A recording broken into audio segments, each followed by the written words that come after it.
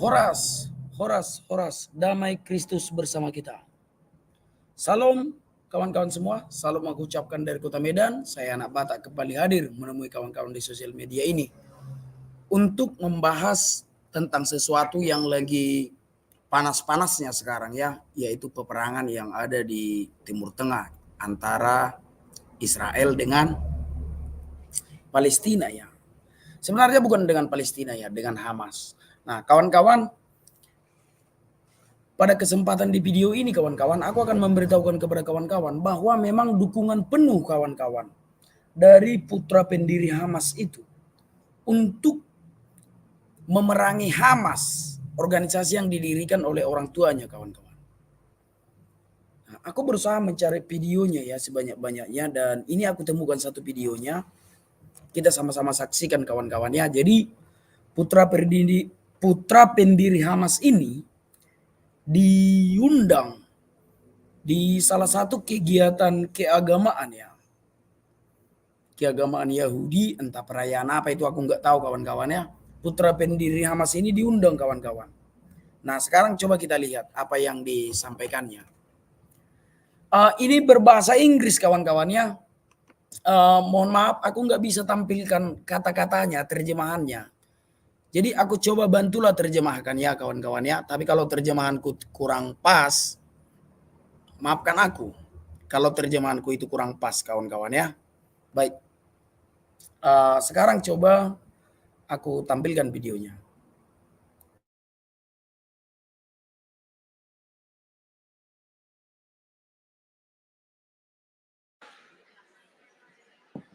Good evening, ladies and gentlemen.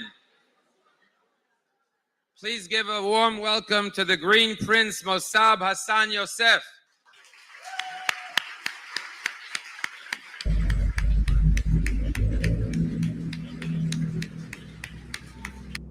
Nah, jadi gini katanya kawan-kawan. Selamat malam Bapak Ibu semua katanya. Mari kita sambut si Mossab Hassan Yosef. Ternyata putra pendiri Hamas ini kawan-kawan namanya adalah si Mossab Hassan Yosef ya. Itu kata Bapak ini ya. Berarti ini udah mau disambut dia kawan-kawan ya. Ini dia udah mau disambut untuk membawakan pidato. Kita lanjut kawan-kawan.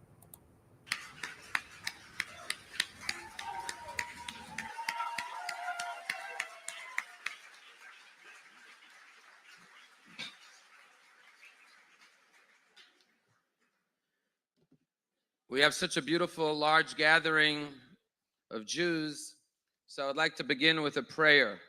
First prayer I'd like to recite is for the soldiers of the IDF who are fighting in Gaza to defend our Jewish homeland and the Jewish people around the world. If you could please rise for the following prayer. Nah, jadi gini katanya kawan-kawan. Ini acara seperti acara komunitas Yahudi. Kata Bapak ini seperti ini acara yang sangat bersukacita katanya ya. Ini acara yang bersukacita. Jadi sebelum kita mulai acara ini, kita berdoa dulu katanya. Kita berdoa dulu untuk mendoakan IDF-nya katanya tadi apa seperti tentara Israel gitu ya. Mungkin tentara itu lagi berperang. Jadi katanya sebelum kita mulai acara ini, kita berdoa dulu katanya untuk mendoakan tentara kita yang sedang berjuang. Mari kita sama-sama berdoa katanya. Kita dengarkan doanya kawan-kawan ya.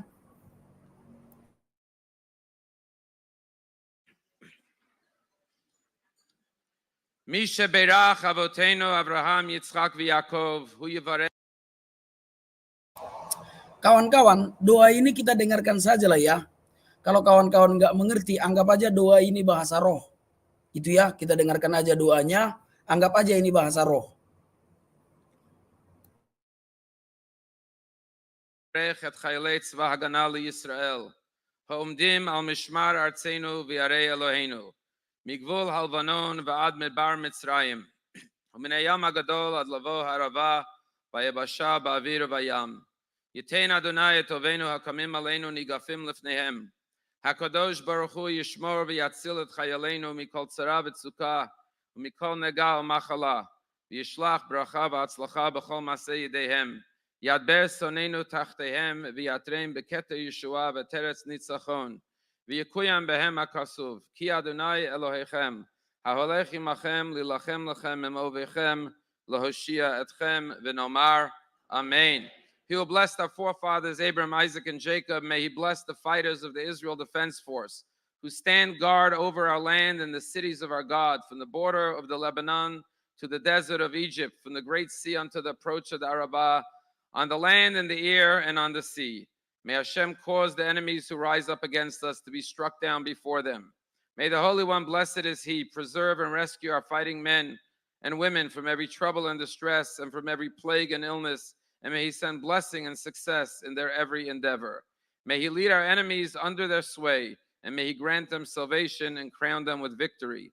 And may there be fulfilled for them the verse, for it is Hashem your God who goes with you to battle your enemies, for you to save you.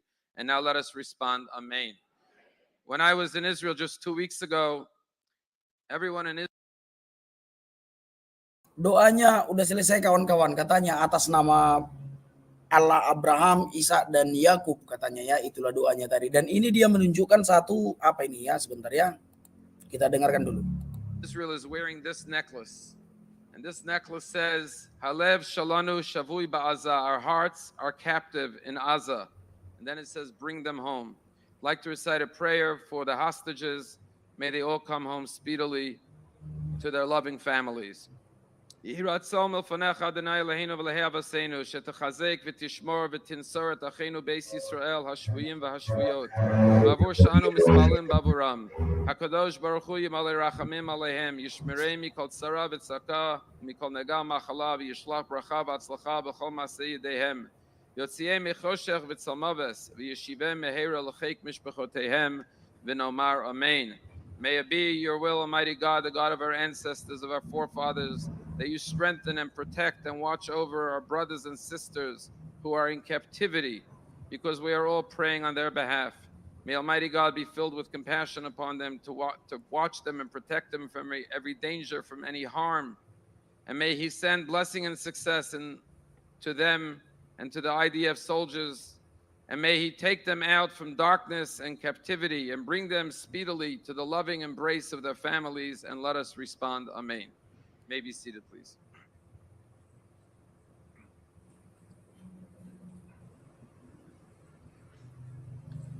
This week's Torah portion begins with the words, Vayetze Yaakov meBe'er Sheva. Jacob, our third patriarch, leaves the city of Be'er Sheva. And the Torah tells us, why was he leaving Be'er Sheva, his father's and mother's home? Because he was fleeing from the wrath and the hatred of his brother Esav, who sought his destruction. But it is actually in next week's Torah portion that as Jacob is returning home, he is attacked by a mysterious figure, who our rabbis say was the angel, the archangel of Esav, and he wrestles with this figure all night long. And then he prevails and overpowers him. And at that point, Jacob says, give me a blessing. And he says, your name shall no longer be Jacob, your name should be Israel. And this is the name we carry as a Jewish people. As a Jewish nation, too often we've had to flee from our enemies. But like Jacob, who returns home to confront his brother, ready to fight and to protect his family, the Jewish people are Yisrael.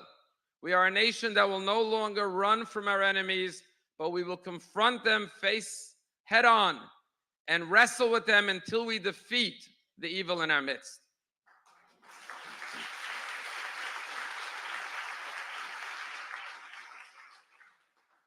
There's a rabbi in California, his name is Rabbi Feinstein, and he tells a story that he was once visiting Yad Vashem, Israel's Holocaust Museum in Jerusalem. And he was sitting on a bench watching a documentary of a survivor. And next to him, there was a young Israeli girl wearing her uniform as a member of the Air Force of the Israeli army. And she was weeping as she was watching the documentary. And Rabbi Feinstein turned to the young Israeli girl and said, Kawan-kawan, secara garis besarnya aja ya yang disampaikan Bapak ini, kalau komunitas orang Yahudi atau keberadaan negara Yahudi ini sudah memang ada sejak zaman Taurat katanya, sejak zaman Musa. Negara kita ini sudah keberadaannya itu memang sudah ada. Jadi harus tetap ada, sampai kapanpun harus tetap ada. Dan kita sedang berjuang untuk keberadaan kita katanya ya gitu ya. Kawan-kawan, kita langsung saja ya ke putra siapa itu ya, ke yang diundang itu, Putra Pendiri Hamas itu ya. Bapak ini adalah seorang rabi, pembawa acara di acara keagamaan ini. Gitu ya. Bapak ini seorang rabi, kawan-kawan ya.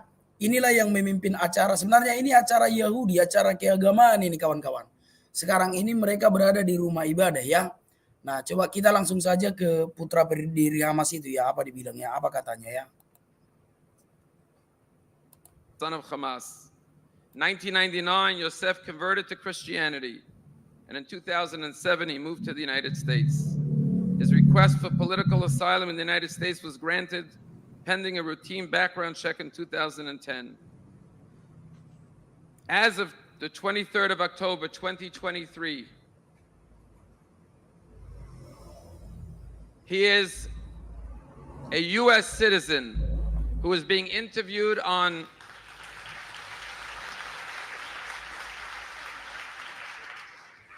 numerous news outlets speaking out against the atrocities of October 7th. And it's an honor to welcome him here today. And before I call him up, I'm asking everyone to please turn off your cell phones. Please give a warm welcome to our guest speaker, Mossab Hassan Yosef. Katanya kita persilahkan aja siapa itu katanya. Siapa nama abang itu tadi? Putra Pendiri Hamas itu, si Mossab Hassan Yosef, silakan katanya ya. Coba kita dengarkan kawan-kawan.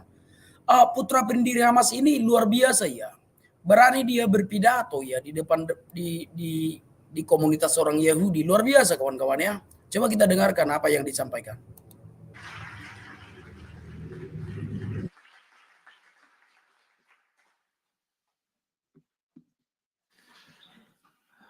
Hi, everyone.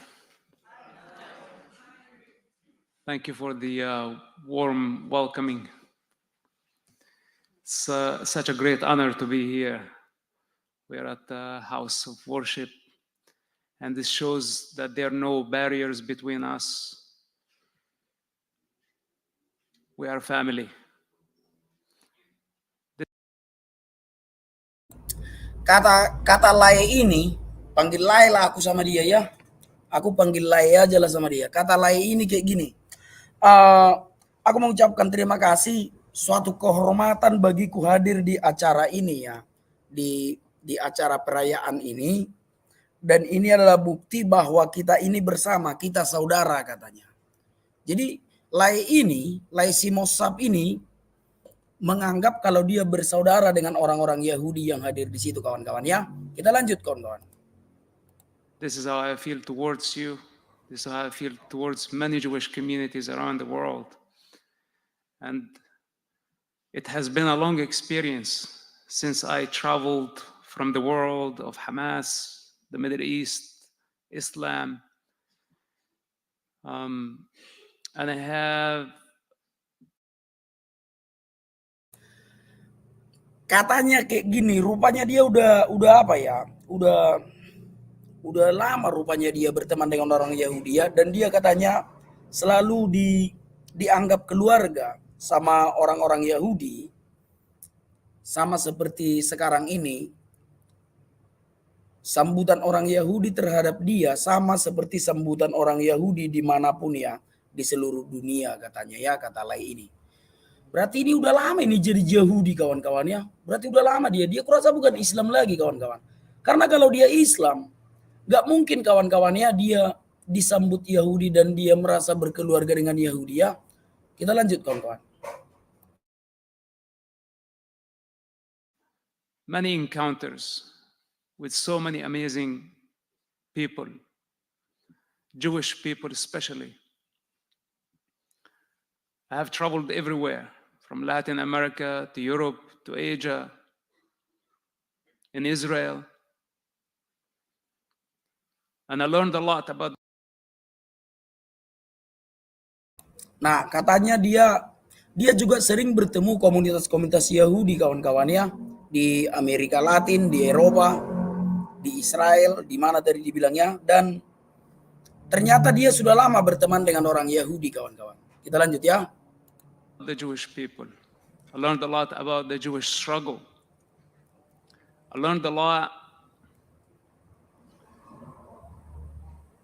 about the era of Nazis and Nazism and how the ideology of Nazis developed from churches, where it started like a point of view, then it became violent, then it manifested the Holocaust. So I'm very familiar with your struggle, and I'm very grateful for your love and for your support. I'm burdened by the level of responsibility, at least let's say the moral responsibility that I have. And there is no escape for me. It's like everything was written before I was born. Nah, jadi kata lain ini kayak gini. Aku juga sudah mempelajari dan mencoba mempelajari sejarah-sejarah Yahudi katanya ya. Sejarah-sejarah Yahudi di berbagai dunia, mulai dari peristiwa Holocaust katanya ya, ideologi Nazi. Ya kita tahu ya, Hitler maksudnya kawan-kawan yang dimulai dari pandangan dari orang-orang Kristen katanya, pandangan-pandangan dari gereja terhadap orang Yahudi, sampai adanya kekerasan kawan-kawan. Katanya dia sudah mempelajari dan dia sudah bisa merasakan apa yang dirasakan orang-orang Yahudi sejak mereka belum mendirikan negaranya kawan-kawan. Dan ini menjadi satu tanggung jawab katanya, bahwa dia akan bersaksi. Bahwa dia akan bersaksi dan berbicara tentang peperangan yang sedang dialami Yahudi ini. Itu sudah menjadi panggilannya katanya ya, kira-kira kayak gitu. Maaf kawan-kawannya, aku bukan orang yang fasih berbahasa Inggris kawan-kawannya. Hanya sedikit-sedikit aku tahu berbahasa Inggris. Nah, kita dengarkan aja ya apa yang disampaikan oleh Lai ini. Your destiny is as same as mine.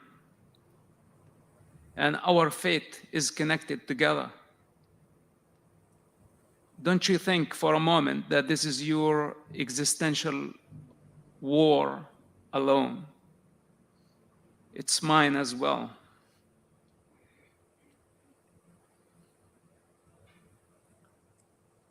And I know that this is a just fight. Yesterday, somebody asked me, I don't remember what TV was it, after our event at the United Nations, said, why do you do what you do? I did not think about answers for such a question before, but something naturally came forward, and my answer was, because it's a great fight, and I love good fights. Nah, kawan-kawan katanya begini. Jadi kita ini saudara katanya ya. Kita ini saudara, dan kemarin sewaktu aku selesai berpidato di PBB itu, ada yang mewawancarai aku, entah TV dari mana katanya. Lalu ditanyakan, kenapa kau memberi kesaksian kayak gitu di PBB? Kira-kira kayak gitulah ditanya yang mewawancarai ini kan. Sementara kan kau tahu sekarang peperangan itu sangat menyakitkan bagi orang Palestina dan bagi orang Israel ya. Kenapa kau mati-matian untuk membela Israel dan kau begitu berani berbicara di PBB katanya. Ditanya wartawan itu katanya dia pada saat wawancara itu, dan dia enggak menjawab ya. Tapi di dalam hatinya justru dia menyukai perang ini kawan-kawan. Entah apa yang dipikirkan Lai ini, aku juga enggak tahu ya. Justru dia katanya menyukai perang ini. Dia menyukai perang ini katanya kawan-kawan ya. Kita lanjut aja. Kawan-kawan, terjemahkan aja lah sendiri ya. Kawan ini cepat-cepat kali ngomong. Aku nggak bisa menerjemahkannya dengan baik. Karena Lai ini cepat-cepat kali ngomong. Kawan-kawan terjemahkan aja sendiri ya. Kita dengarkan aja sama-sama lah. Ya oke. Kita lanjut ya. Even the entire world. I said somewhere, if 7 billion clowns out there try to convince me otherwise, I will not listen to any of them. Because the truth is experiential. It's either you know it or you don't. It's not a second-hand knowledge. 10 years with the Israeli intelligence, before that my entire childhood as a Palestinian. Hamas was established back in 1987. I still remember, I have vivid memories of all the details and my father's excitement about the birth of Hamas as a project that would bring to the Palestinian people emancipation and freedom. I remember him. It was just like a moment ago, how excited he was about the birth of Hamas. Did he see what Hamas would do on October 7th? Can he actually watch what his own movement did on October 7th? You know, we're very different. I'm from the West Bank. I've never been to Gaza. But yesterday, for the first time, watching the massacre committed by Hamas on October 7th, something fundamental in me changed. I think my life changed forever. I thought that I had seen the worst of Hamas, but nothing like this. What I saw yesterday was very clear: a genocide. And there is no doubt about it. And I say that there is no doubt in truth, even though the entire world is confused, in doubt, and in denial, because many people are projecting their hatred through this device.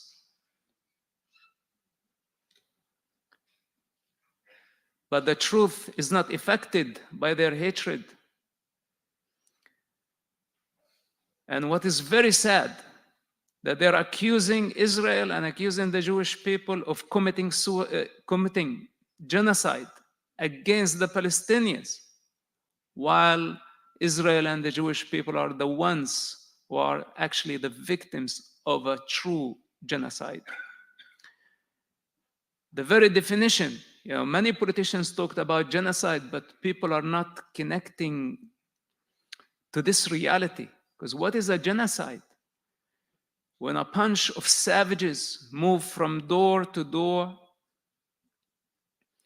killing everything in their way, raping, beheading, burning. I saw them kill a woman in a kindergarten. Who does that?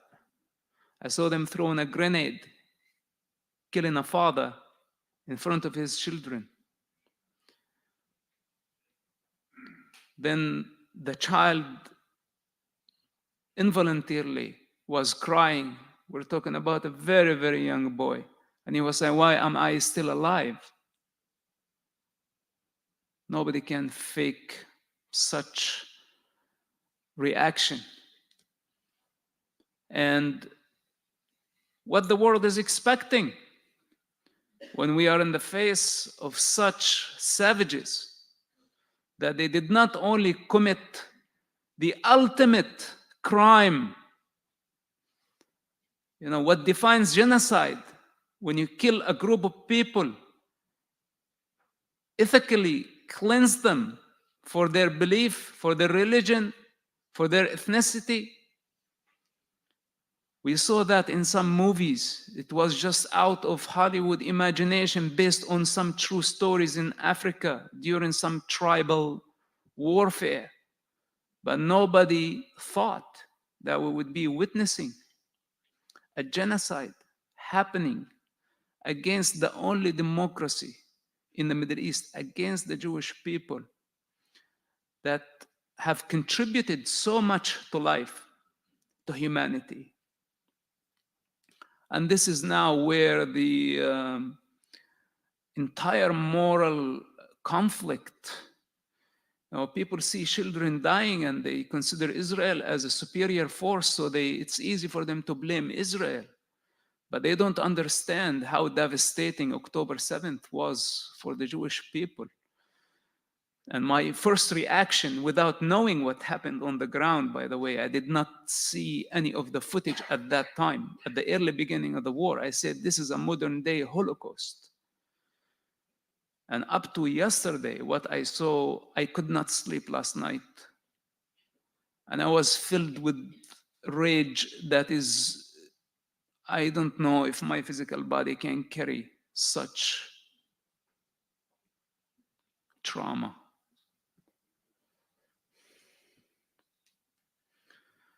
And here we are, we're at defense. I have to go and explain to people.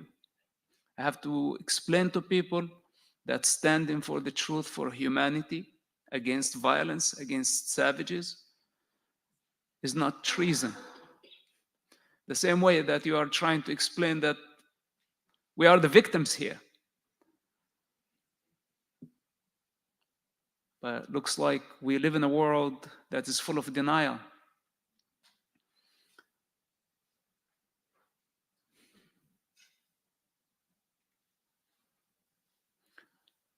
But what I would like to say, that do not be afraid of their lies. Because we cannot be afraid of their propaganda, their misinformation, their deception. We are to the side of truth. I said earlier that the victims we see in Gaza are basically the victims of a war crime committed by their own ruling authority because they use them as human shields. Please pay attention carefully to my words because I'm building a case. This is what I'm trying to do. I'm not here to tell you how good you are or how bad that is. We all know the reality. We know the ugly truth, but everyone has a different way to express it. And it's very important that we have the power to build solid cases, to minimize the suffering. Because the more confusion, there will be more hatred, more persecution. Then Israel will have to use more force, could be a lethal force.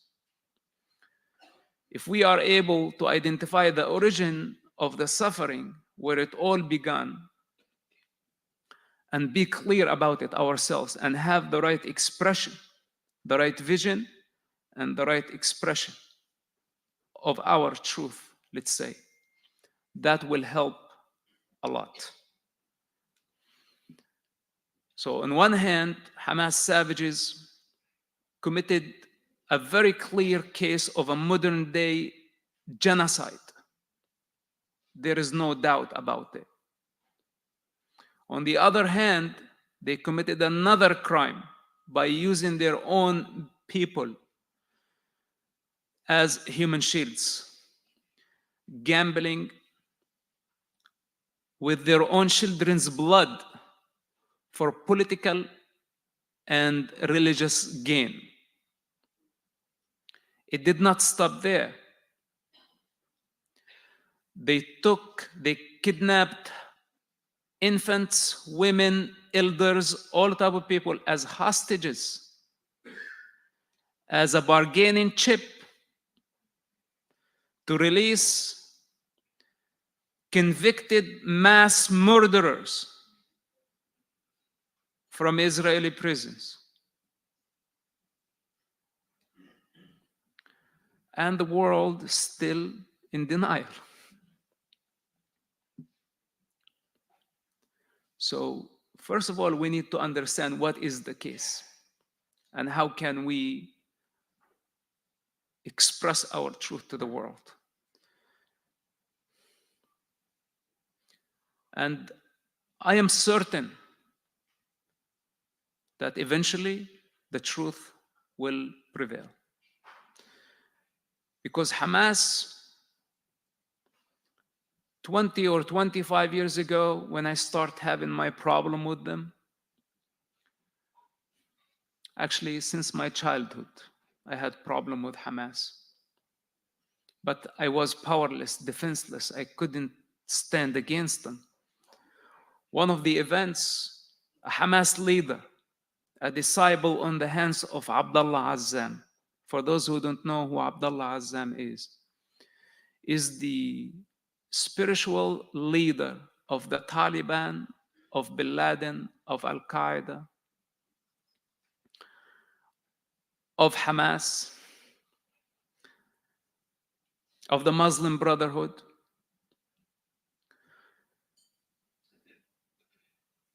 And his student or disciple tied me up to a post, and I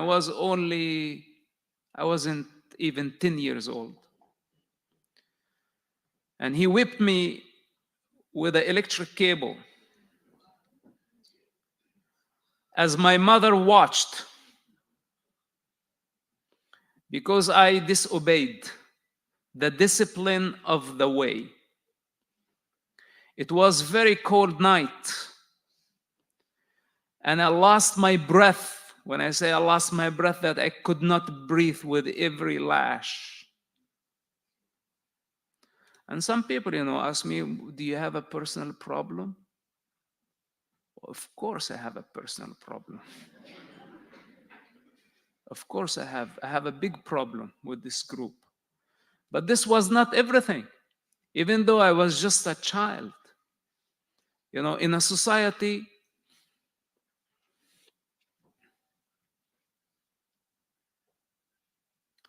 when I look at the people of Gaza dying today, I cannot be even emotionally connected to them. Maybe yesterday when I saw the atrocities on October 7th, I couldn't help but cry. But I see things happening to the Palestinians, and I immediately know that it's a self-inflicted pain. The death is out of the irresponsibility and the selfishness of the leadership.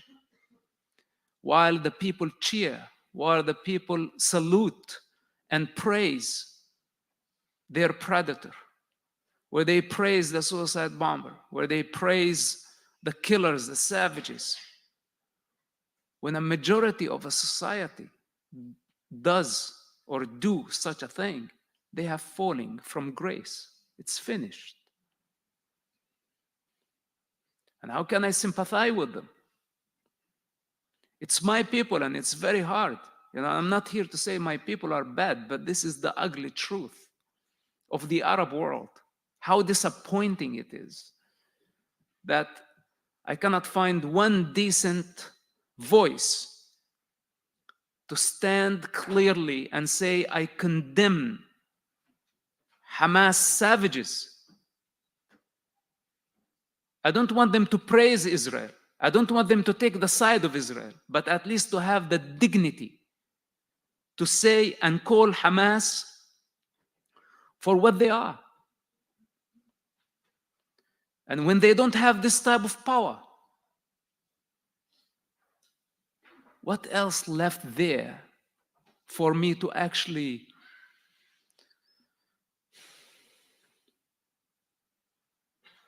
it's a lost case, it's a lost generation. And I'm devastated because this is where my mother, this is where my siblings were, my father, which they haven't spoken to me for 12 years. Only because they think my reason is treason, that I have betrayed, while I was trying very hard to save them from themselves.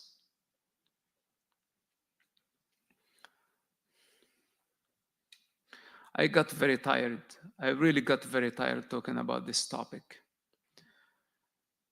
And in the past few years, I moved on. I started a new life, something completely different, things I cannot talk about here for my own security. But after October 7th, I had a choice to stay silent, not interfere, or come back and share with the world, because I know Hamas inside out. My childhood experience with Hamas was not the beginning or the end. When I was 18, I spent time in prison, and this is where I got to meet Hamas and Hamas' true nature, where they were brutally torturing Palestinian people. I'm not talking about Israelis right now. I'm talking about Palestinian prisoners were killed on the hands of Hamas. Hundreds of them were killed and tortured during that period of time. And I asked myself the question, what if Hamas succeeded at some point in destroying Israel and becoming the ruler of the land? Are they going to do this to our people? And that was one of the first questions I asked myself about the nature of my father's organization, which was very hard. Why? Because I had security, protection, prestige, power, money. Hamas was everything to our family. And it's the hardest thing to question something if we have a mutual interest with that entity. This is where we have to choose between our true selves or the security that entity is given us. This is where most individuals compromise. What we are witnessing today, all this condemnation and hatred against Israel,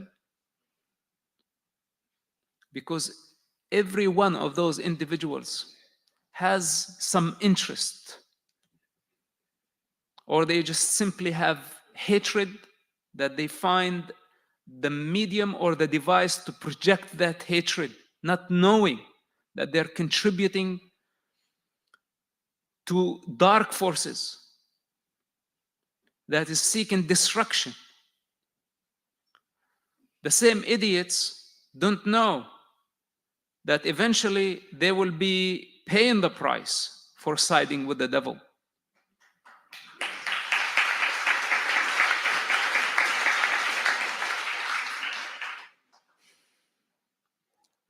So these are the fronts. We have the front in Gaza, and as the rabbi said, we have brave warriors. I cannot imagine. From day one, I called up the office. I haven't called them in many years. And I said, I'm coming. And they were the ones that said, don't come. You go to the United States. You have more important job to do. And they refused. I wanted to go.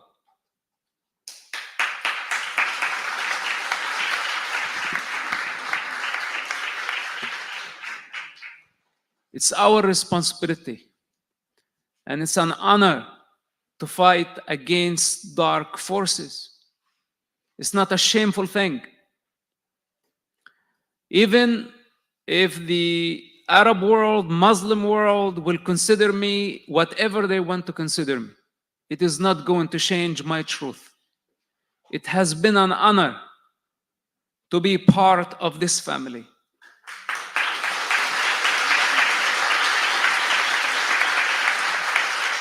And to feel the way you feel.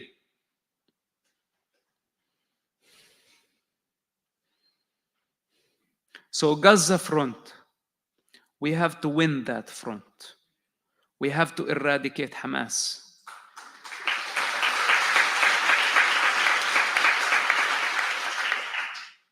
We cannot afford another attack like October 7th. We have to eradicate all Islamists, terrorists, savages, everybody who stand by them. And I am not concerned of civilian casualties as long as they are given Hamas cover, as long as they praise Hamas, as long as they stay in silence, not condemning Hamas for what they are, as long as they celebrate the pain and the atrocity of other groups. The entire world saw them celebrate. And it's not a surprise. I was there. I remember 9/11 and what happened after the attacks and how Palestinians celebrated. Many, not only in Palestine and not only in the Arab world, also here in the West, enjoy the pain inflicted on the Jewish people. This is the ugly truth. And many have unmasked their true faces. I see them everywhere. And I call them by their names. That this will not be forgotten. I tell you why. In chaos, this type of people thrive. But after chaos, there will be order. And when order is restored, they will be remembered. And I don't want to say happy,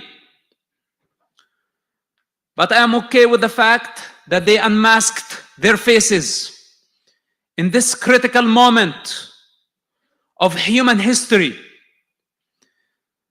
October 7th was a turning point. The line has defined truth and falsehood. And once again, a handful and a minority of truthful group will defeat a majority of false entities. This is a promise I give you. I know it in my spirit. I know it in my experience. And those who think that it's over, they're totally mistaken. And I speak on the authority of the most powerful Almighty in this case. Hamas must go. And those who supported Hamas will be held accountable. Nobody is going to get away with their crime. The state of Israel, from this point on, need to think of its security. This is legitimate right now. And I'm not concerning of the opinion of the rest of the world. Even if it means relocating those who don't want to live in harmony and live in peace as peaceful neighbors and continue to form a threat against innocent civilians, they better go somewhere else.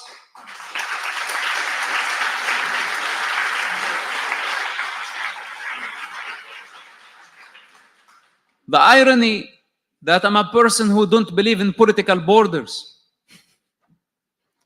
but I have to say what I have to say. I'm someone who don't want to see bloodshed, but I see that is inevitable, that someone has to do the dirty job on behalf of humanity and on behalf of the free world. You know, the Japanese savages, when they attacked Pearl Harbor, 400 suicide bombers, one-way ticket all the way to death. The only answer the United States had is to wipe out Hiroshima and Nagasaki. And miraculously after that, the war stopped. World War II stopped there. Sometimes the use of a lethal force is inevitable, especially when a majority of unconscious humanity agree that evil is a virtue. This is exactly what we are witnessing today. Nazism, anti-Semitism became a point of view. And as someone who studied history, this is my major, my educational background, and as someone who studied the rise of Nazism, I see the similarities between this situation and the situation then. Everything starts as an idea, everything starts as a point of view. Then there are millions who are like parrots, just repeating things they don't understand. For example, from the river to the sea, genocidal. But you can hear people chanting the slogan on campuses, at Harvard, the peak of our educational institutions, or the whatever you want to call it. I don't have lots of respect to them right now.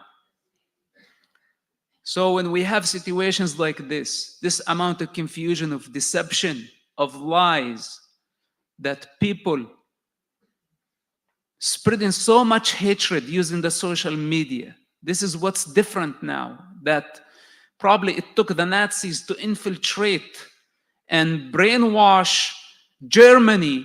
It took them maybe 5 years. Now it's taken Hamas less than 5 weeks to brainwash the entire globe, where the United Nations sit handcuffed and paralyzed to condemn a savage group that is outlawed. Hamas is illegal in the United States, in Europe, in many other countries. It's considered a terrorist group, but the United Nations failed to condemn them as a terrorist group.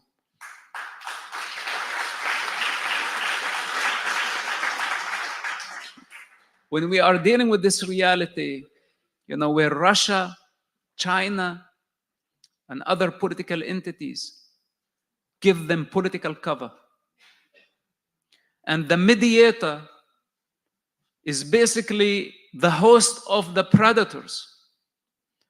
Such a complicated situation.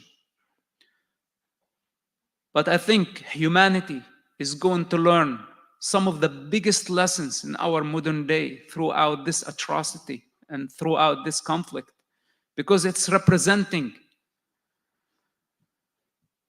good and evil. And many people don't want to believe that evil exists. But I say, evil is the absence of God, and evil is the absence of truth. And we have to counter the embodiment of evil, whether if it was false idea or misinformation or lie. Anti-Semitism, this is a crime, not only against the Jewish people, it's a crime against humanity. And we will fight them with everything that we have in order to expose their lies. You are not alone in this. I'm with you, first, in heart. Second, in mind. The Jewish people, I have to say, are with no doubt one, I don't want to say the most intelligent nation out there, based on your contribution to life, because this might sound exaggeration. But I say one of the most amazing nations in the world with a great contribution to life. Humanity should be grateful for your contribution, for your love, for your patience, for your tolerance. You know, while Hamas play the victimhood of Hamas, that they are oppressed, so they have the right to commit a genocide. This justifies their barbaric attack, to just be a victim of something, to blame somebody. I say, what about the Jewish people? You know, how many people died during the Holocaust? And what was the Jewish people response to that? Did they seek revenge? Or they taught all of us a lesson of how to move on and to start over and build an empire from ashes? Israel, such a beautiful country,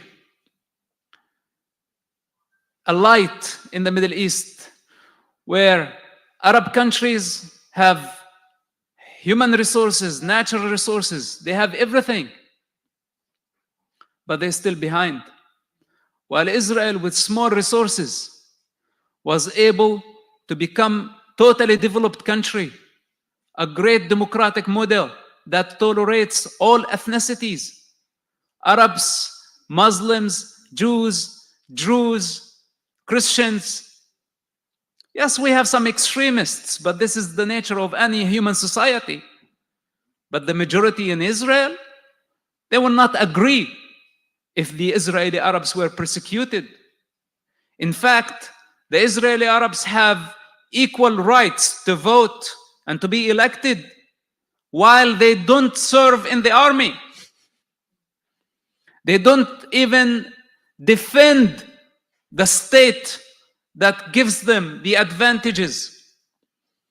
Such a twisted reality in the Middle East. And some people have the veracity to accuse Israel of being an apartheid state.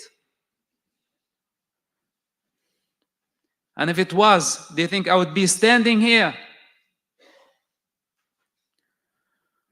So those are the enemies that we are facing in this war. It is existential war, but the truth shall prevail.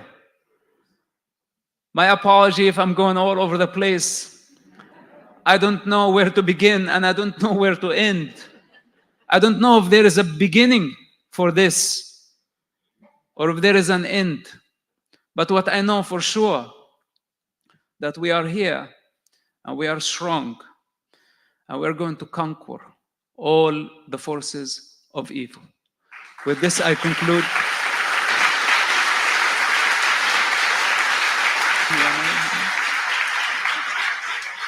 With this, I conclude. Thank you for having me. And I think we have some Q&A afterwards. We'll be able to answer some of your questions. Stay here for the Q&A.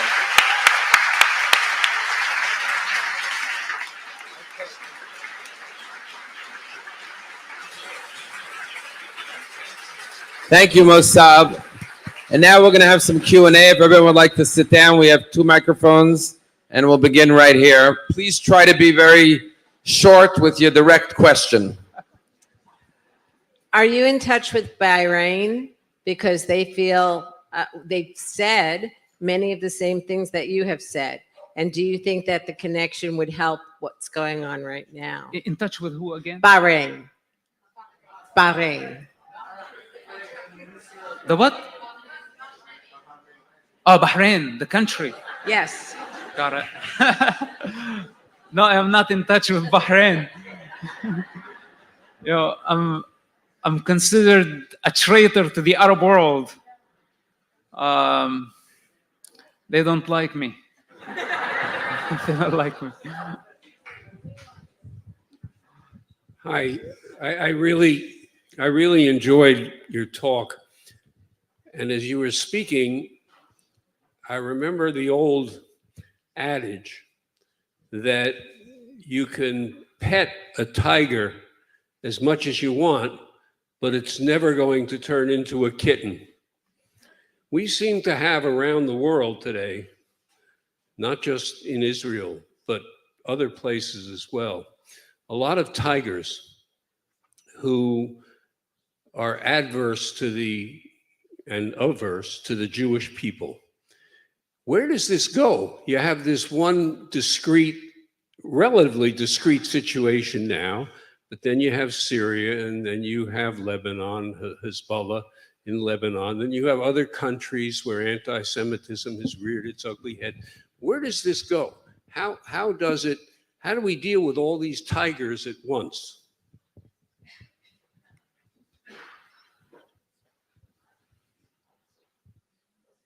First of all, I don't have a problem trusting a tiger.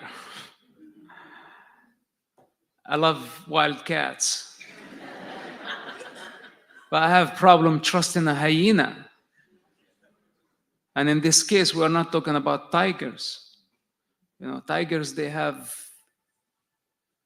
actually dignity. They will not eat if they are not hungry. And they will not kill for sport. And they will not kill for fun. They will kill only to eat. And when they are satisfied, they are harmless.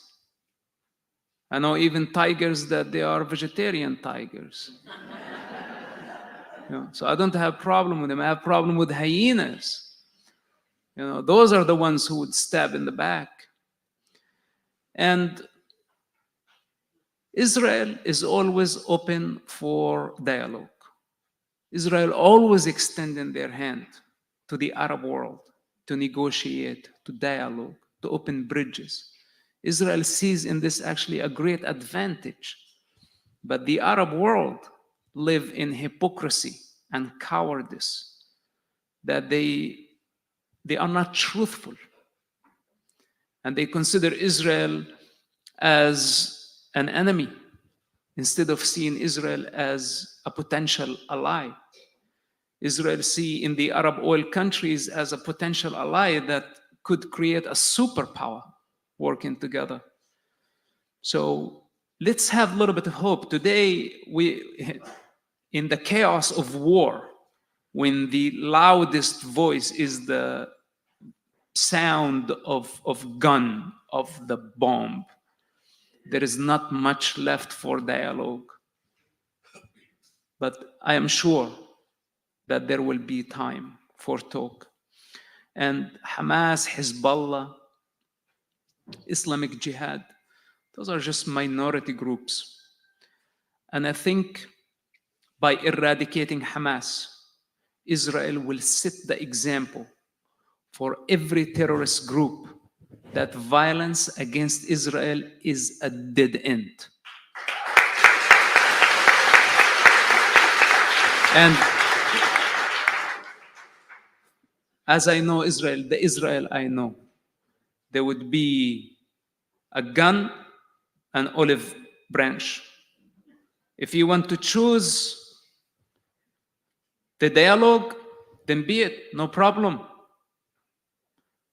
But if you choose violence, we will fight you and we will defeat you.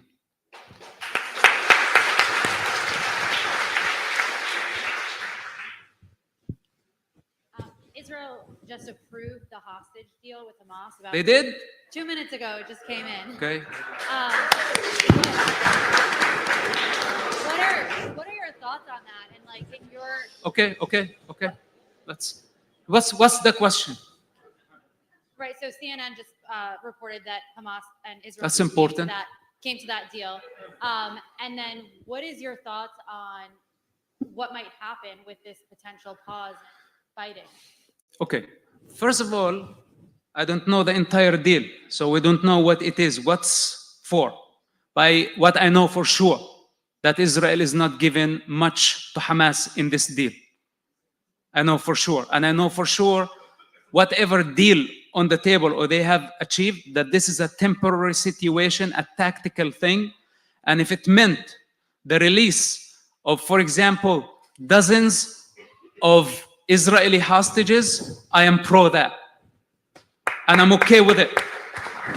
Let them come back to their families, because we don't know what will happen tomorrow.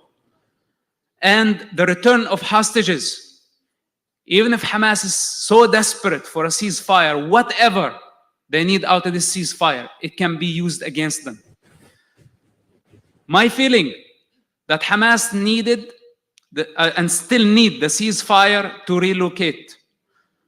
This is an opportunity. This is an opportunity. We need intelligence. The war is not always about the gun and about the strike. It's about intelligence. As they move, we watch. And the people, whoever made this decision, there are ups and there are downs. They had to compromise. But I'm happy that some hostages would be released and back to their families.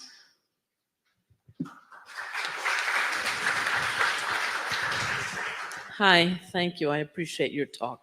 You talk about the extinction of Hamas, but when little children are inculcated and their version of our Sesame Street is to kill the Jew, and you see the young 5 and 10-year-olds say, what is your goal in life? Stab a Jew, kill the Jew, be a shaheed, be a martyr.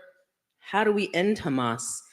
And then, because the children are taught this from the second they're born, and then how, on the same vein, how do you take the young college kids who all follow the leader with bad-mouthing Israel, saying that it's due to years of oppression, Hamas finally snapped. So how do we educate the younger generation so that they won't be pro-Palestinian? And how do you actually end Hamas? First of all, removing Hamas from power is something. Destroying Hamas completely as an ideology is something else. Because the rabbi and I talked about that Hamas practically is power. Hamas is under the ground. The moment they went under the ground, they were removed from power. Their institutions are destroyed, their police is destroyed, their mosques are destroyed. There is nothing left for them except a bunch of guns, and Israel is moving towards destroying the rest of their military capacity. But now the ideology and the trauma, because who buy the idea that Israel is the enemy? Is the children who have witnessed the trauma of war. Now, to heal the trauma of war, this is a long process. Maybe not this generation. We're talking about the next generation. But we will have to be patient, and we will have to do the correct methods, to adapt the correct methods. For example, when UNRWA pay substantial amount of money annually that goes to schools where Hamas teachers are the ones teaching the children. And I was myself in one of the UNRWA schools back in Ramallah. And I remember one of the teachers and what he was teaching us, which he was anti-peace process at that time, back in 1992 and 1993, when first they started talking about the peace process. So this teacher was paid by the UNRWA, and he was supposed to teach us math. But instead, he dedicated that class that day to teach us that the peace process is meant to destroy the Palestinian cause. And every now and then, he would give us this poison. So we have to make sure that, first of all, and in my opinion, a Palestinian state, a sovereign Palestinian state, which was a dream that cannot be manifested not in this life, not in the world that we know. There is no room to fit one elephant through the eye of a needle. Most definitely, there is no room to fit two elephants in the eye of a needle. This is the reality of those who are asking for a Palestinian state. So they're asking for a Palestinian state because they know it's not possible. So this is the wrong and false idea that many people are hanging on.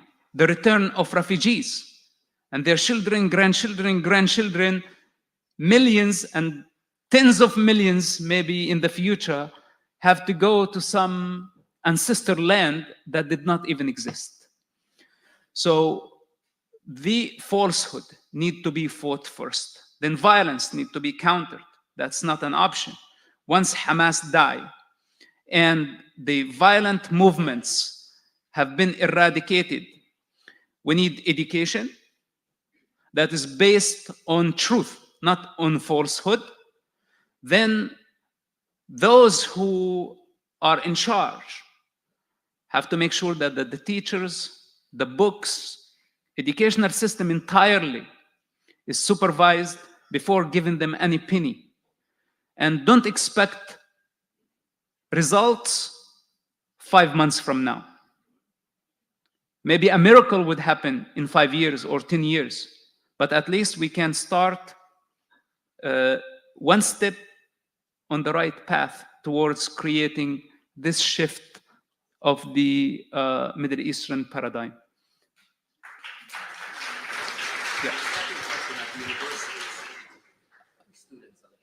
The campuses here in the United States.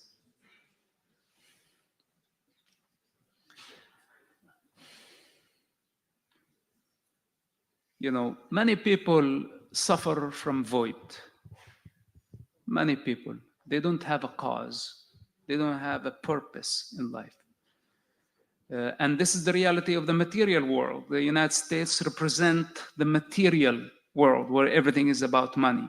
So even when they go to college, they don't go to college because they want to answer the questions, existential questions about life, who they are, and what's the purpose of their life. They go to college because they just want to learn how to make money and be a utility in the society. Hence, they are swayed easily. They are not anchored in truth. Unlike, you know, someone who has a spiritual depth, a purpose, a value system, some principles that anchor them, then they're harder to be swayed.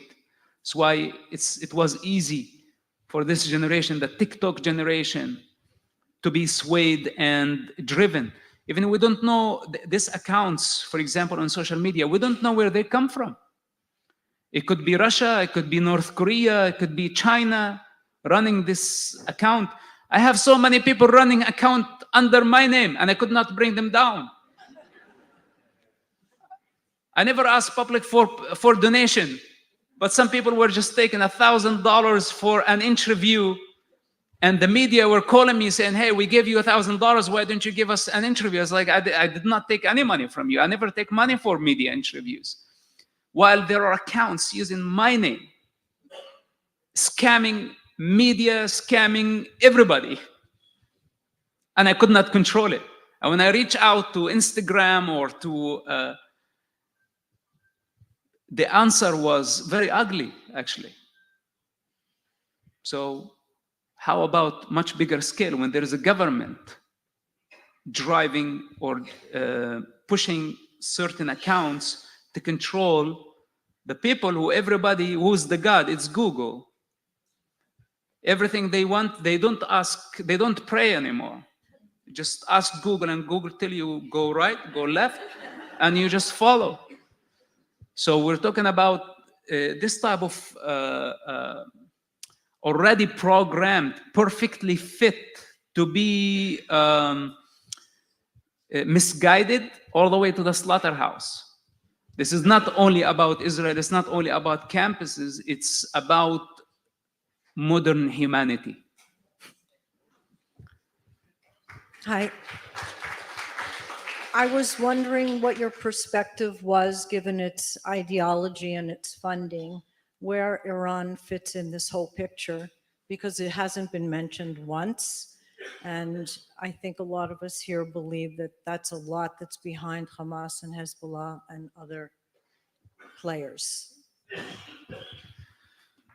You know, Iran, there is no secret that they funded Hamas, and Iran funded Hezbollah, Islamic Jihad. And there is no secret that Iran is an ally with Russia. And Russian president attempt to dominate Europe and to change the world order. So Iran is not only on its own in this magnificent play of power. They have the cover of Russia. They have the protection of China.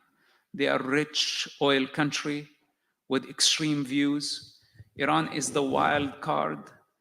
And when they have also below them movements like Hamas, take for example, it's not a conspiracy theory, but things cannot be coincidental. While Putin's birthday is October 7th, for example. And yesterday I said, Hamas gifted him. I mean, regardless if he knew about Hamas attack or not, he was sitting somewhere celebrating his birthday as the savages stormed the communities and slaughtered many Jewish people. Then you look afterwards, what happened? The attention was shifted completely from Ukraine to the Middle East. So they think the KGB had no idea that igniting a religious war using Hamas as the wild card with the help of Iran would shift the attention from Ukraine to the Middle East. It was his attempt in Africa, while simultaneously, along with China, and publicly saying that we want to change the world order. They declare it, it's very clear. They don't want the American monopoly over power. So Iran is part of that game, and this is why it's very hard to deal with.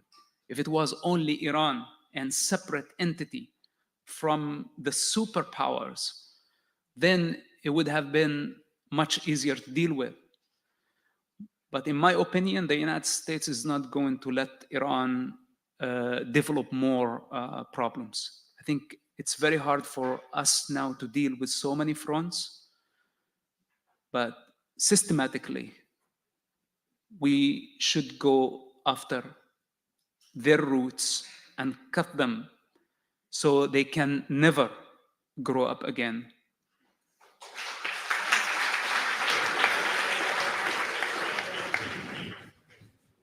Can you talk a little bit more about the anti-Semitic roots, if you believe there are, in Islam other than Hamas? Like whether it exists in Salafism in general, whether it's possible to be Muslim but not to be anti-Semitic. What are your thoughts on that? Look, it's very clear in the Quran and in the Hadith, and I don't know who actually wrote the Quran, because Muhammad himself was illiterate. So how could he read or write? Even if he had scripts who, let's say, wrote the Quran that came to him from the divine, he couldn't validate it to say, yes, this is it. I have a writer. When I write something and send it to him, he sends it back and says, okay, this is mine. No, this is yours. But in that case, Muhammad didn't know how to read. So it's the Quran of the script, or the scripts who came after, possibly the sultans that had many problems with the Jewish people, and they needed a divine cover for whatever crime they needed to commit. So it's really hard to tell, but what we have available today, and as someone who restudied Islam after I left Islam, in fact, the big project that I worked on for the past 10 years, writing and rewriting. And I cannot say too much about it because it's very controversial. But it's on the life of Muhammad. And I'm struggling because there are few chapters where literally Muhammad and his allies annihilated the Jewish tribes of Saudi Arabia or the Arab Peninsula at that time.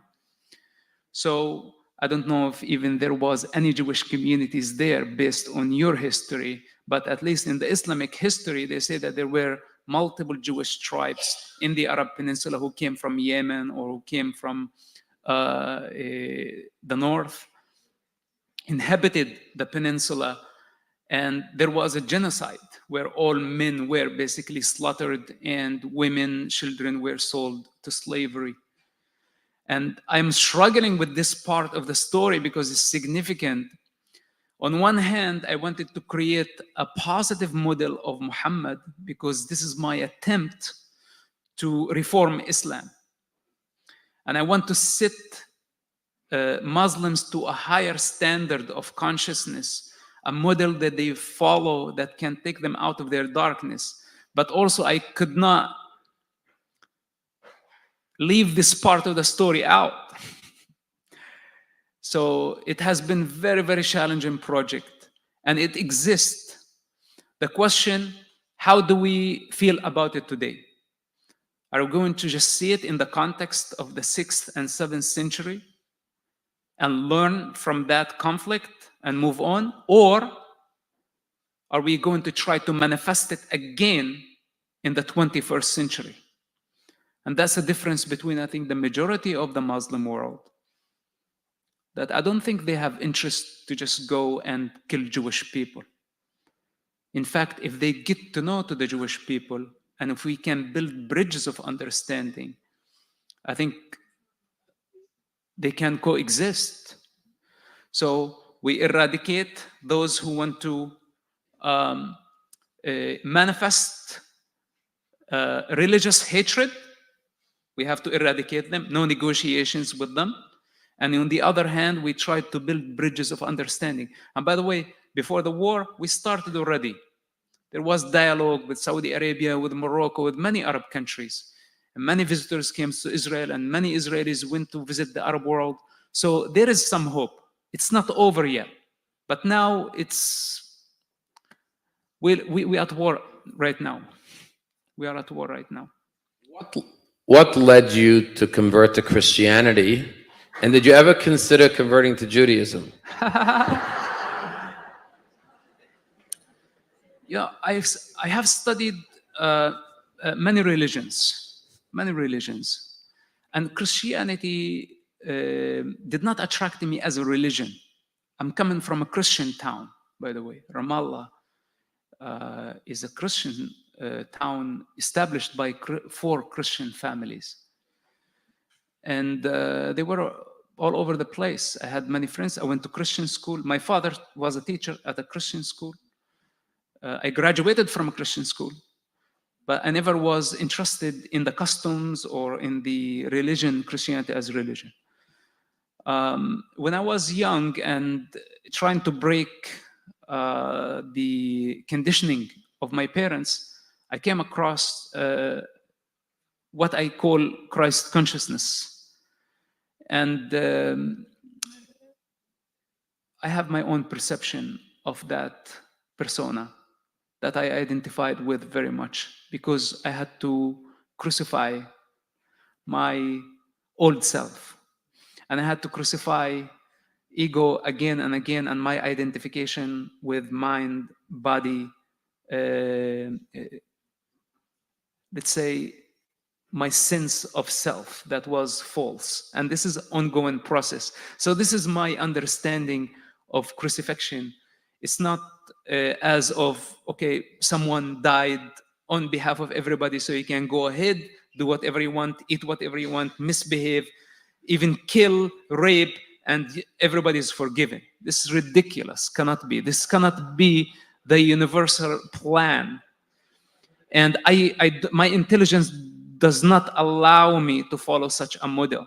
Hence the separation between me and church.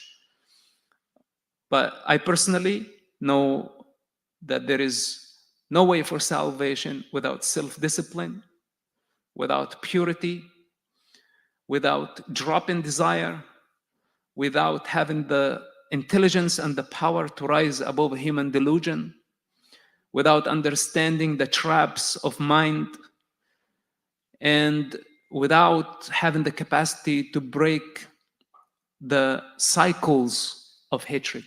Because this is not only a cycle I lived in the past. This morning I was struggling with lots of hatred. And it happens all the time when you see death, when you see bloodshed. So you will have to take all this and crucify it. You will have to nail it and to be born again, but not born again of flesh. So this is my personal understanding and my love for the journey of Christ consciousness, which I believe it was not a person. I think it's an individual who choose to die to their selfish desires. Hence, they are born again. And this is rooted in Judaism. So I don't need to go and go to a synagogue to feel Jewish. And you don't have baptism anyway. I am what I am. I am what I am.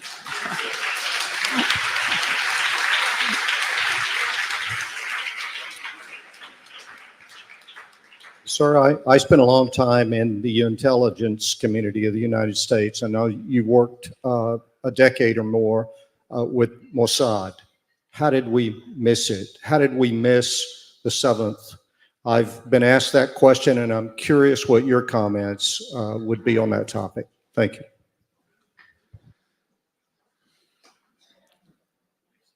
Look, there are mistakes. Okay? And I think the biggest mistake the Israeli intelligence followed the American lead by depending too much on technology. The strength of the Israeli intelligence was human resource, that you needed an eye everywhere. An eye can see, can feel, can analyze with human intelligence. Not to be totally dependent on cell phones, social media, technology that could be easily, you could be easily misled, just like the kids on campuses can be manipulated. Hamas played some game. I don't know all the facts, but there is a failure. And we're not afraid, you know, in democracy, everything will be evaluated. But now, when we are at war, that's not my concern. My concern, we regroup, we put the failure on the side, and we build our strength. We build the momentum. Today, Israel has about 1,500 Hamas fighters, and I think this is the intelligence hub. And this is what actually is giving Israel the upper hand, because those are the ones who dug the tunnels. Those are the ones who know which tunnel has the bigger bunker, the smaller bunker, their locations, other logistics on the ground. And today, Israel is going back to the old school, getting information from human source. And this is why I say, even if you hear about ceasefire, don't think that Israel is bending. Not this time. But could be of a benefit. And I don't want to say too much about this so the enemy does not hear. You mentioned that the idea of a Palestinian state in its own authority couldn't work, but do you ever think there will be a two-state solution so this fighting stops? Two-state solution is finished. There is no two-state solution. I don't want, even if Israel agreed to a two-state solution, I will disagree and I will stop it.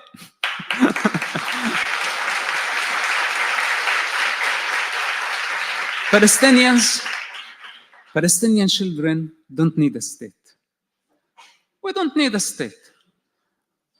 In fact, could be the first model where we have law enforcement of a kind, a police that is accountable to whatever who's funding that force. We make sure they are not corrupt, and we make sure that they're separate from the rest of the institutions of the society. So instead of giving billions of dollars, let's say, to a certain authority that is going to demonstrate corruption, what we do, we might have, at the beginning at least, to create a separate police force that will guarantee security and will guarantee the climate for economy to grow, where we can provide education, and we'll make sure that, first of all, the neighboring country, Israel and other countries, be safe, that this police force will treat any radical group as criminal groups that would target any hate crime in that society, whether if it's by the name of Allah or by the name of the devil, it doesn't matter. This is the job of a legitimate police force. They should not have big guns, in my opinion. I think they should have small guns, only to govern and to make sure that the traffic is okay, that a woman is safe, that a child is safe, that there are no rapists on the streets in case of dispute. Just very basic function police force. On the other hand, should be educational system. Instead of giving the money to UNRWA, donors from the Arab world, the rest of the world, should build a new system and invest directly into the educational system. Simultaneously start economy. Instead of giving corrupt leaders the money where they steal it and people dwell in despair and poverty, we need to build industrial zones. We need to build economy and build bridges with the rest of the world so we can speed up the process of the economical growth.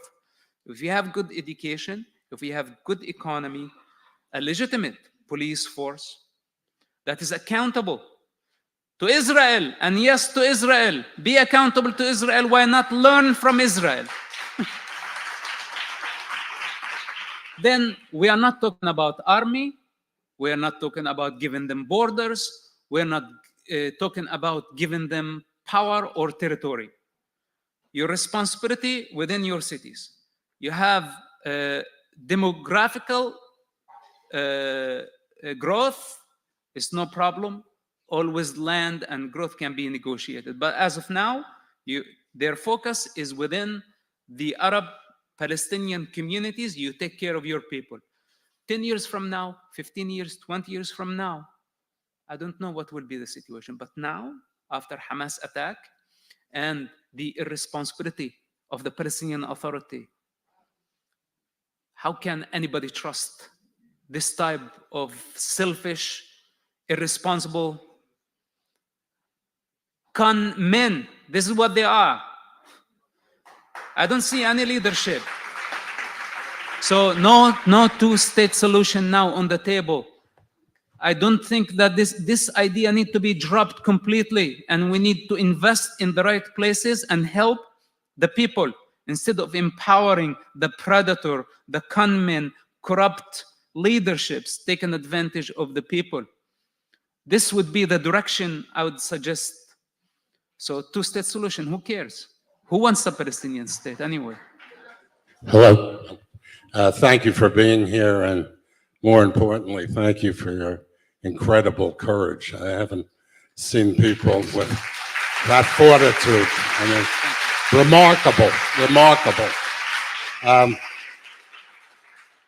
You've laid out a plan of what might happen when, please God, this war is over, and hopefully very, very soon.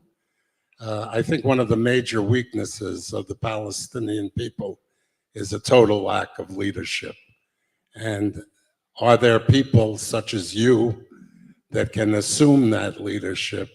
Because it's wonderful to have a plan, But if you don't have the leadership to do it, it's never going to happen. And then you're back where you started. Let's hope that this war will end soon. All depends how much Israel will have to pay in Gaza. If the bill for eradicating Hamas is not as high, then there will be possibilities. The bigger the bill, and I think you understand what I mean, this is going to reduce the Palestinian aspiration not to the surface, but below the surface. Because there could be no Gaza. I don't even know what Hamas is having in position. You know, they have the delivery, they have the missiles, and Iran has biological weapons. And I don't know what they are capable of doing, and what Israel, nobody knows what they have in surprise. So now it's too early to talk about what will happen after. Maybe there won't be Gaza. I hope, you know, people see 10,000 and they say, oh my God, 10,000 dead. And I say, oh my God, thank God it's not 100,000. Because they don't know that this is one of the most populated areas in the world. And in my opinion, if it was up to me, I would relocate all the people of Gaza somewhere else. If it was up to me. Now this sounds extreme, but you know why? Because Gaza to me is only a refugee camp. And I think it's a refugee camp that is more than 70-year-old, that should be demolished 70 years ago. But instead of demolishing, the refugee camp was built on the Arab countries' lies of right of return. First, they told the people, get out, so we go in, kill the Jews. Then they told the people, stay where you're at, we are going to bring you back. And just the problem kept growing. This is why there is no infrastructure, there is no life, and such a bad reality in what's called Gaza. So I hope that things will not escalate. And if things stay at this level, like enough what we had to pay in blood for human stupidity, then I'd say rent land from Egypt. You know, with some pressure from the United States, we give Egypt so much money. Rent land, create a greater Gaza. Does not have to be condensed like this. Refugee camps is not healthy climate for anybody to grow in that situation. Build infrastructure, give education. And when you talk about leadership, we don't need politicians for such a process. We need autocrats. You know, and there are so many educated people there, and they can work directly with foreign countries, foreign programs. We have so many quality people who are well educated that they don't have to be politicians. They have to be just executors of a certain plan to deliver a project. We have them in every field. Okay, so this is just to be optimistic, because we also have to keep a little bit of hope. But to trust the politicians for eternity, empowering them, I don't think this is a good idea. Thank you so much for being here this evening. I have a question for you. Just today on the news, I heard that there is going to be a possibility of 50 hostages being freed in exchange of 150 Palestinians being set back to Released. And my question to you is, why is that considered fair? Why 50 for 150? Why does it work like that? Yes. Well, we can also say why the Gilad Shalit was won for more than 1,000 terrorists. I tell you something.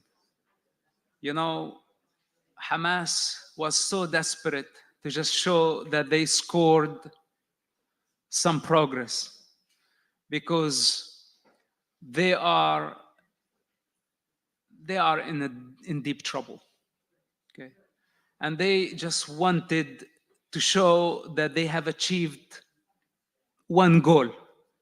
This does not mean that Israel is finished with them. As I told you, I did not hear about the news. I just know from you guys. So I don't know what's the deal. And if the 50 hostages are back now to their families, that's fine. I'm sure Israel did not release high-profile terrorists, mass murderers. I'm sure this is a red line. So it could be maybe women, underage, some criminals. It's just a number that give Hamas inflate their ego just a little bit because they got deflated recently. So let them enjoy this moment for a little bit. And 50 hostages, if this is true, this is good. I'm glad that they've been released, and I hope that this goes through. And there will be tomorrow. Tomorrow we will deal with Hamas. We will continue this work. Hi. Do you think that it's possible for this war to ever really be over without dealing with Iran, without Israel and or the United States dealing directly with Iran, who is sponsoring all this terrorism? Well, this is what I said earlier, that yes, everybody understands the necessity that we have to deal with Iran.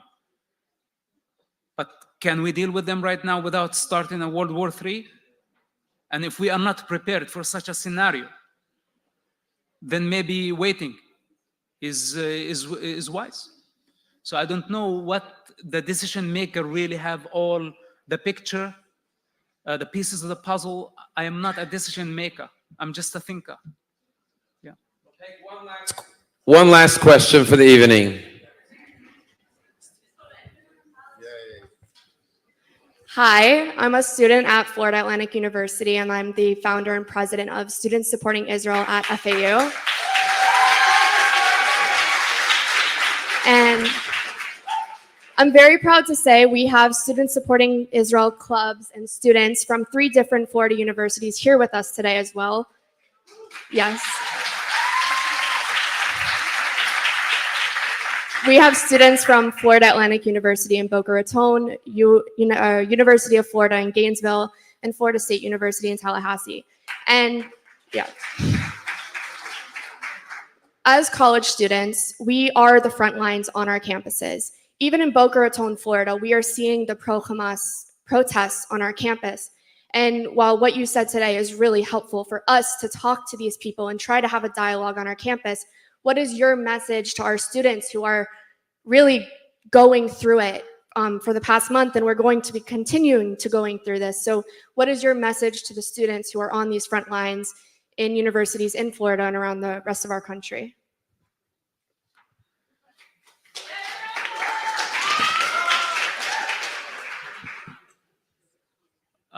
As I said earlier, we will counter their lies eventually. I remember that this is now the peak of hatred. You know, when we are at war and there is lots of bloodshed and there is lots of misinformation, deception, this is where evil entities thrive and they become very, very aggressive. Everybody think that this is eternal situation. What they don't understand that this is just temporary reality, and order will be restored afterwards. And we will gain our stability and our strength again. The enemy surprised all of us, and that's natural. That's natural that all of us got a very strong shock. So we awake. So don't think of the situation. I'm a lot older than you. You know, I may look a bit younger than my age, but like I'm getting there, you know. I'm not that far. So practically, what I learned, that everything is temporary. There is no eternal situation. Now it's tough on campuses. Endure. endure the situation, endure the lies. But I promise you that things will unfold in favor of truth, not in favor of falsehood. This doesn't mean that there will be an absolute truth and absolute justice in this cruel reality. As long as mankind cannot see things for what they are, not have the power of discernment, then we will have to expect the worst. This is why it's very hard for me, after all the traumas of my life, things I shared with public, things I did not share with public.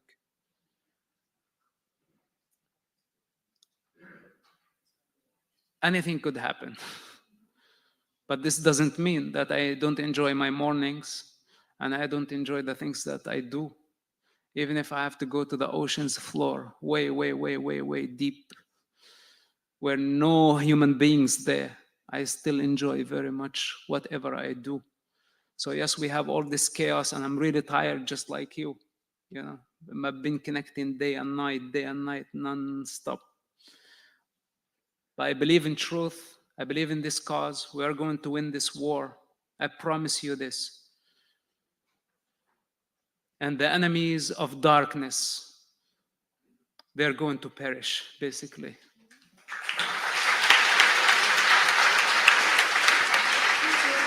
Thank you very much.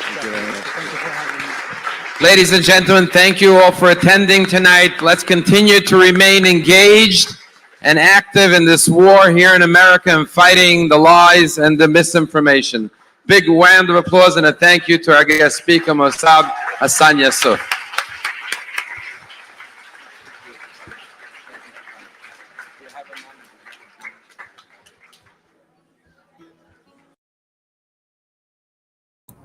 Oke, kawan-kawan, kita sudah tiba di penghujung acara ya, foto bersama. Dan inilah kawan-kawan, dari dulu sudah aku bilang, kalau Tuhan berkehendak, tidak ada yang bisa menghalangi kawan-kawan. Kalau kita berkehendak, Tuhan yang menentukan. Tapi kalau Tuhan yang berkehendak, tidak ada yang bisa menghalangi. Lai ini, lai yang berjambang ini, bukan rabi ini ya, bukan rabi Yahudi ini ya. Inilah lai ini yang agak kurus ini. Inilah putra pendiri Hamas. Coba bayangkan, seorang putra pendiri Hamas menerima Tuhan Yesus Kristus sebagai juru selamatnya. Coba bayangkan deh, putra pendiri Hamas loh. Bukan sekedar umat Islam, bukan. Bukan sekedar Islam, bukan. Dia putra pendiri Hamas. Menerima Tuhan Yesus sebagai Kristus dan juru selamatnya. Sehingga kawan-kawan, apa yang perlu kita tangkap di sini? Bahwa ketika Tuhan berkehendak, tidak ada yang bisa membatasi, tidak ada yang bisa menghalangi. Sehingga genaplah apa yang difirmankan Tuhan. Semua lidah akan mengaku bahwa Yesus Kristus adalah Tuhan. Tidak ada yang mustahil, kawan-kawan. Tidak ada yang mustahil. Kalau seorang putra pendiri Hamas bisa terima Tuhan Yesus Kristus, apalagilah kita yang bukan siapa-siapa ini. Nah, oleh karena itu kawan-kawan, mari kita cerdas dalam beriman, mari kita mau belajar, dan mari kita melihat kenyataan yang ada. Jangan dipenuhi hoax belaka ya. Jangan hanya percaya klaim-klaim semata. Tetapi lihatlah fakta membuktikan seorang putra pendiri Hamas terima Yesus sebagai Kristus dan Juru Selamatnya. Baik kawan-kawan, kita akhiri dulu video ini. Akhir kata aku ucapkan, emenisita betul mau perlingguan di dekena mok-mok, debat taman nomor 2 horse meta di parorot, di pas-paswak kahapin hataula, tulubang masa tua tu sanggar maporik gabina niula sinur na pinahan, ditupahiyo puta nomor 2 debata, mari teite tuata Tuhan Yesus Kristus. Horas, damai Kristus bersama kita. Salam. Oh iya, satu lagi. Terima kasih ya Yosua RDM 3. Terima kasih banyak ya Pak. Terima kasih banyak ya Pak ya. Tuhan Yesus yang membalas kebaikan Bapak ya. Oke.